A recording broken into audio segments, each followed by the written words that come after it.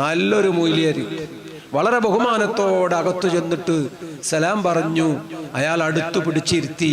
എന്നിട്ട് പറഞ്ഞു, ഞാൻ മൊയ്ലിയാരൊന്നല്ലട്ടോ, ഞാനൊരു റിട്ടയേർഡ് SI ആണ്. CI പദവിയിൽ ഞാൻ വരുന്നത് ഇഷ്ടപ്പെടാത്ത ചിലര് എനിക്ക് പണി തന്നതാണ്. ചാത്തൻ സേവയാണ്, അസുഖമാണ്, ചൊറിഞ്ഞ് ഞാൻ വശം കെട്ടതാണ്. മക്കൾ എന്നെ വെറുക്കുമോ എന്ന് ഞാൻ പേടിച്ചു, ഭാര്യ ഇട്ടേച്ചു പോകുമോ എന്ന് ഞാൻ ഭയന്നു. ചികിത്സിച്ച് ഞാൻ മുടിഞ്ഞു. ഞാൻ കോഴിക്കോട്ട് ചെന്ന് CM വലിയുള്ളാന്റെ മുറിയിൽ മുട്ടി വിളിച്ചല്ലോ, ആ വാതിൽ തുറക്കപ്പെട്ടല്ലോ. ഞാൻ അകത്തേക്കു കയറിയിട്ട് പറഞ്ഞില്ല. അതിനു മുമ്പേ എന്നോട് പറഞ്ഞു, നിങ്ങൾക്ക് സിഹ്റാണ്.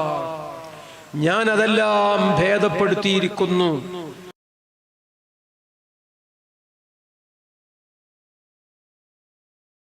മാന്നാറിൽ നിന്ന് വന്ന് കാപ്പാട് താമസിച്ചൊരു സഹോദരൻ ഏതാനും ആഴ്ചകൾക്ക് മുമ്പ് എന്നോട് പറഞ്ഞൊരു വർത്തമാനം.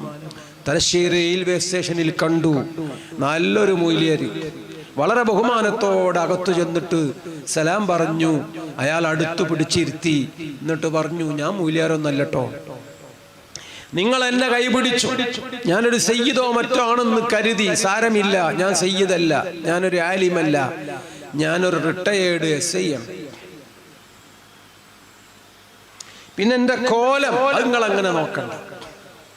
മുസ്ലിമായ ഞാൻ, സർവീസിൽ വളരെ പെട്ടെന്ന് മുകളിലെത്തിയ ഞാൻ, എനിക്ക് CI ആയി സ്ഥാനക്കയറ്റം കിട്ടിയപ്പോൾ ആരോ ചാത്തൻ സേവ ഒപ്പിച്ചു, സിഹ്ർ ചെയ്തു, അസുഖം കൊണ്ട് സ്വത്തുക്കളൊക്കെ തീർന്നു. വൈദ്യശാസ്ത്രത്തിന്റെ അവസാനത്തെ പരീക്ഷണം തൽസമാത്തിന്റെ വഴികളിൽ ദ്വീപിൽ നിന്നൊരാളെ കൊണ്ടുവന്ന് ഞാൻ എൻ്റെ വീട്ടിൽ പാർപ്പിച്ചു.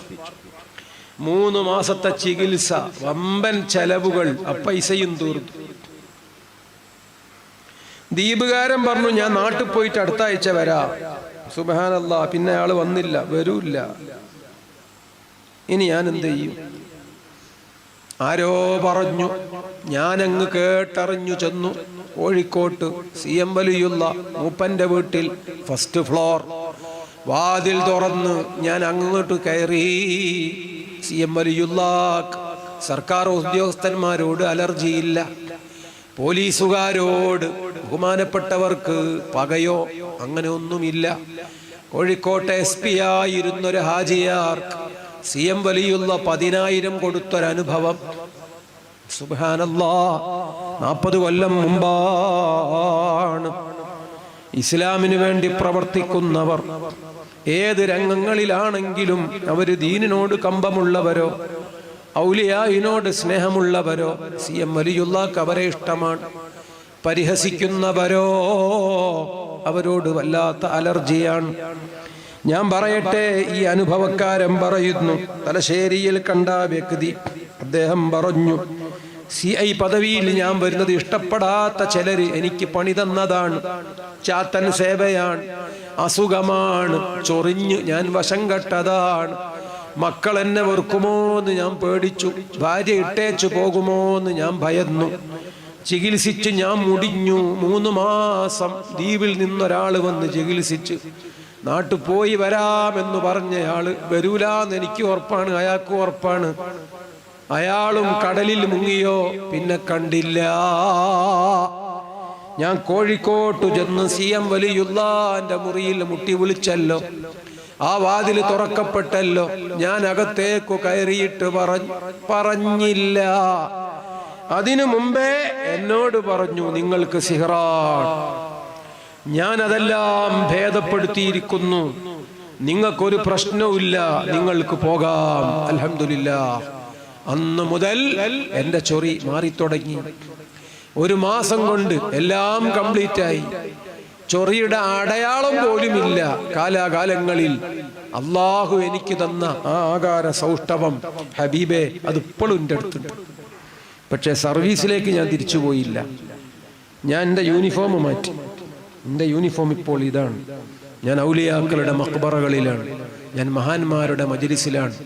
എനിക്ക് ജീവിക്കാൻ എൻ്റെ പഴയകാല സമ്പാദ്യം കുറച്ചൊക്കെ ബാക്കിയുള്ളത് കൊണ്ട് ഞാൻ പൊരുത്തപ്പെടുകയാണ്.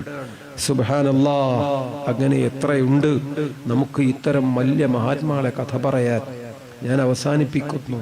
മജാദീബ്, മജ്ദൂബ് എന്ന് പറയുന്ന ഒരു വാതിൽ ഔലിയാക്കന്മാരെ കൂട്ടത്തിലുണ്ട്.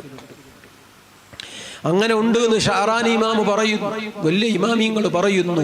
കൈറോവിലെ ജാമിഉൽ അസ്ഹർ, അസ്ഹറിലെ ജാമിഉൽ ഹുസൈൻ, ഇമാം ഹുസൈൻ തങ്ങളെ മഖ്ബറയുണ്ടെന്ന് കരുതപ്പെടുന്ന പള്ളി, ആ പള്ളിയുടെ മിമ്പറിൽ ഉടുക്കാതൊരു മനുഷ്യൻ കയറുകയാണ്. പലതവണ അയാളെ തടഞ്ഞു നോക്കി, അപ്പോ കൊണ്ടോ യുവാവും. പിന്നെയും ജനങ്ങള് അയാള് വന്ന് മിമ്പറിൽ കയറും. അവിടെയും ഇവിടെയും തൊട്ടാ ഞമ്മളൊന്നും മുറിയാന്നല്ലാതെ ഈ മനുഷ്യനെ, ആ വ്യക്തിയെ പിന്നെ പിന്നെ ആരും ശ്രദ്ധിക്കാതെയായി. അയാൾ കേറുന്നുണ്ടോ കേറട്ടെ, അയാൾ അവിടെ ഇരിക്കുന്നുണ്ടോ ഇരിക്കട്ടെ. ഒരു മനുഷ്യനെ തല്ലിക്കൊല്ലാൻ പറ്റുമോ? ജാമിഉൽ അസ്ഹറിന്റെ ആ മിമ്പറിൽ ചിലപ്പോഴൊക്കെ പ്രത്യക്ഷപ്പെടുന്ന മനുഷ്യനെ പിന്നെ തടയണ്ടാന്ന് സാധാരണക്കാര് തീരുമാനിച്ച സന്ദർഭങ്ങളുണ്ടായി. അതെന്തുകൊണ്ട്? ചിലപ്പോൾ അയാൾ മിമ്പർമ കയറിയിട്ട് നല്ല വാക്കുകൾ പറയും. നാളെ മഴയൂട്ടോ, അതുകൊണ്ട് ഇന്ന് പുര കെട്ടി മേയാനുള്ളൊരു പുര പൊളിക്കണ്ട അയാൾ പറയും. മറ്റന്നാൾ ഇതിലെങ്ങനെ ഒരു വണ്ടി പോകും, അതുകൊണ്ട് ബഗ്ദാദിലേക്കോ ബസറയിലേക്കോ പോകാനുള്ള ആളുകൾ ഒരുങ്ങി നിന്നോളിന്ന് അയാൾ പറയും. ജനങ്ങൾക്ക് ആവശ്യതല്ലേ, അവര് റെഡിയായിട്ട് നിൽക്കും. അപ്പറഞ്ഞ പോലെ സംഭവിക്കും. ഇത്തരം ഒരു മനുഷ്യൻ നാട്ടിലുള്ളത് ഗുണമല്ലേ? അതുകൊണ്ട് നമ്മൾ അയാളെ തടയാൻ പോകണ്ടെന്ന് നാട്ടുകാർ ആലോചിച്ചു. ഇയാളെ കൊണ്ട് തുണി ഉടുപ്പിക്കാൻ നോക്കിയോലോ, ഓല് കുടുങ്ങി. അഥവാ അതിന് കഴിയാതെയായി.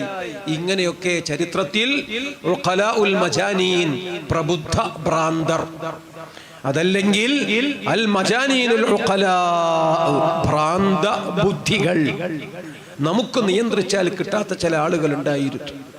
നല്ല കാലം അവര് ഔലിയാക്കളായിരുന്നു, അവര് ദർസ് നടത്തിയ ആളുകളായിരുന്നു, അവര് നന്നായി അള്ളാനെ പേടിച്ച ആളുകളായിരുന്നു. ഇടയ്ക്കെപ്പോഴോ ഒരു വീഴ്ച പറ്റി, ഇടയ്ക്കെപ്പോഴോ അവർ വിചാരിച്ചയിടത്ത് കാര്യങ്ങൾ പിടികിട്ടിയില്ല. അപ്പോൾ അവരുടെ ഭൗതികമായ അവരുടെ വാക്കുകൾ ഒന്നങ്ങ് തെറ്റിപ്പോയി. പക്ഷെ അതുകൊണ്ട് അള്ളാന്റെ അടുത്ത് അവർ പരാജയപ്പെട്ടിട്ടില്ല.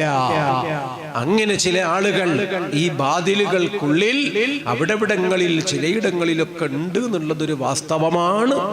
ആ യാഥാർത്ഥ്യത്തെ നാം തിരിച്ചറിയുകയാണ്.